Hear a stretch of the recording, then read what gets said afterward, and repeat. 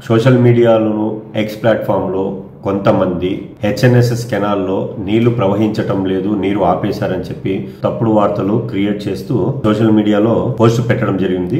దాన్ని మేము గమనించి ఇమీడియట్లీగా కెనాల్స్ వరకు వెళ్లి పరిశీలించడం జరిగినది. గత నెల 30వ తేదీన ఆంధ్రప్రదేశ్ ముఖ్యమంత్రి గౌరవనీయులు శ్రీ నారా చంద్రబాబు నాయుడు గారు వచ్చి జలహారతి ఇచ్చిన ప్రదేశంకి వెళ్లి మేము గమనించడం జరిగింది. ఆ రోజు ఏ విధంగా అయితే నీరు ప్రవహిస్తుందో కెనాల్లో ఇప్పుడు కూడా అదే వేగంతో నీరు ప్రవహిస్తుంది. కానీ కొంతమంది ప్రభుత్వానికి చెడ్డ పేరు తెచ్చి ప్రజల్లో ఒక ఆందోళన క్రియేట్ చేయాలనే ఉద్దేశంతో అబద్ధపు న్యూస్ ని ప్రచారం చేస్తూ మార్ఫింగ్ ఫొటోస్ వీడియోస్ పెట్టి కెనాల్లో నీళ్లు లేవని చూపిస్తూ ప్రచారం చేయడం జరిగింది. వీటిని ప్రజలు ఎవరు కూడా నమ్మద్దండి. ఇది నీరు యథాస్థితిగా కొనసాగుతూ ఉంది ప్రవాహము. ఇటువంటి పోస్టులు పెట్టిన వాళ్ళ మీద ఖచ్చితంగా చట్టరీత్యా చర్య తీసుకుంటున్నాము. ఈ అబద్ధపు ప్రచారాలు చేస్తూ ప్రజల్లో అండర్స్ట్ క్రియేట్ చేయొద్దని ప్రజలకందరికీ కోరుకుంటున్నాము. ఈ విధంగా ఎవరైనా అబద్ధపు ప్రచారాలు చేస్తూ తప్పుడు వీడియోలు, మార్ఫింగ్ వీడియోలు పెడుతూ ప్రజల్లో అశాంతి రేకించకూడదు. ఇది ఖచ్చితంగా చట్టరీత్యా నేరం. ఇలా చేయడం వల్ల వీటి మీద చట్టరీత్యా చర్య తీసుకుంటాం.